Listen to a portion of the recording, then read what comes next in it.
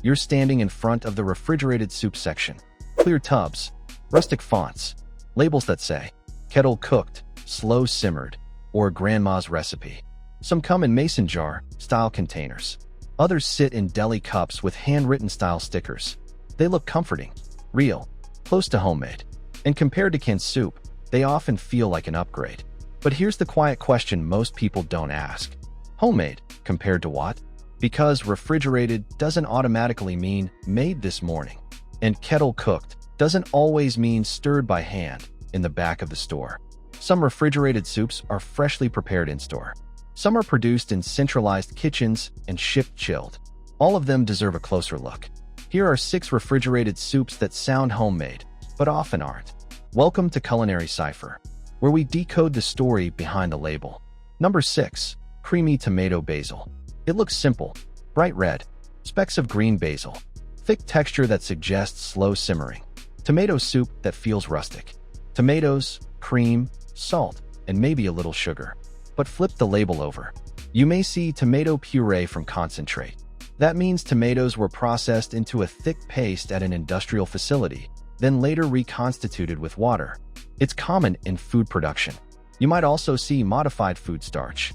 It helps thicken up the soup and keep it stable during storage. It also prevents separation.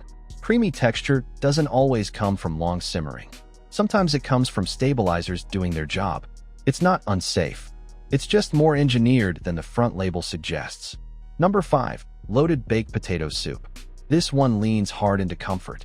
Chunks of potato, bits of bacon, cheddar swirl on top. It feels hearty, almost like something you'd make at home on a cold afternoon. But potato soups in refrigerated tubs are often thickened with more than just mashed potatoes. Look for ingredients like whey powder, starches, and emulsifiers. These help create a creamy consistency that holds for several days without separating. Also check out the sodium levels. Bacon, cheese flavoring, and broth concentrates can drive up sodium to levels higher than expected. Homemade soup varies. Commercial soup aims for consistency. Consistency requires formulation. Those potato chunks may have been pre-cooked, cooled, and then blended into a base produced in bulk. It's warm and filling, but it's not simmered in a single small pot. Number 4. Chicken noodle soup. This one feels classic. Clear broth, diced carrots and celery, shredded chicken, egg noodles. It seems straightforward, but refrigerated chicken noodle soup is often made using concentrated broth bases. These bases are produced in large batches and shipped to stores or commissaries. Water is added back in before final assembly. The chicken inside may be pre-cooked and diced in a separate facility. It's fully cooked and safe, but it's not always roasted on-site. Noodles are usually par-cooked before being added into the soup. That prevents them from over-softening during storage. Look at the ingredient list. You may see chicken base, yeast extract, flavor enhancers, and stabilizers. Homemade soup changes day to day, but packaged soup aims to taste the same every time. Number 3. Butternut squash bisque. This one feels upscale. Smooth orange color, labeled artisan or harvest style. It suggests roasted squash blended with cream and spices. But many refrigerated bisques use squash puree sourced from industrial processing plants. The squash is steamed or pressure cooked in large volumes, then pureed and packaged for distribution. To achieve that silky texture, producers may add cream powder, starch, or emulsifiers. Its color is also standardized. If a batch has a lighter color than expected, natural coloring agents may be added to maintain consistency. Yes, it contains squash, but the process behind it is more complex than what simple bisque implies. Before we move on to the final 2 soups on the list, take a quick moment to pause. If you enjoy breaking down grocery store labels and understanding how everyday foods are actually made, that's exactly what Culinary Cipher is here for. We don't chase hype.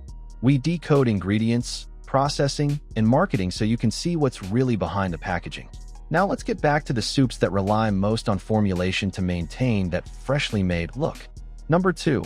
Broccoli cheddar soup. Bright green with melted cheese streaks. It looks rich and freshly blended. But broccoli cheddar soup is one of the most stabilized soups in the refrigerated case. Cheese separates when reheated repeatedly. To prevent this, manufacturers often add emulsifying salts and stabilizers. These keep the fat and water components from separating. You might also see added oils to enhance mouthfeel. The broccoli itself is pre-blanched and frozen before being incorporated into the soup base. That helps control texture and color. Again, this isn't deception. It's production. The goal is to make sure the soup still appears to be just as creamy on the fourth day as it did on the first. Number 1. Home-style chili. Chili in the refrigerated case feels like a shortcut to something slow-cooked. Beans, ground beef, tomato base. It's thick and hearty, but many refrigerated chilies are produced in centralized commissaries and shipped chilled to stores. The beef may be pre-cooked and frozen before mixing.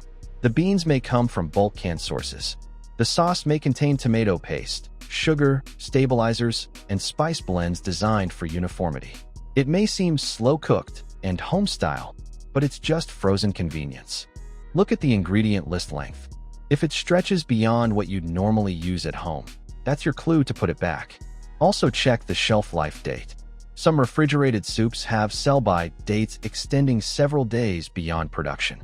That's achieved through tight temperature control and packaging methods like modified atmosphere sealing. It's fresh in the sense that it's chilled, but it's not necessarily fresh in the same way as made this morning.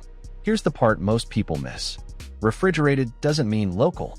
Many grocery chains operate central kitchens. Soups are prepared in large facilities, portioned, sealed, then distributed to multiple stores. That allows consistent flavor and reduced labor costs at individual locations. The store may heat and package them, but actual cooking may have happened miles away. None of this makes refrigerated soup a bad option. It's often a step up from shelf-stable canned varieties in texture and flavor. But homemade is a feeling, not a legal definition. And marketing language like kettle cooked and slow simmered signal tradition. It evokes grandma's slow-cooked soup imagery. Flip the container over.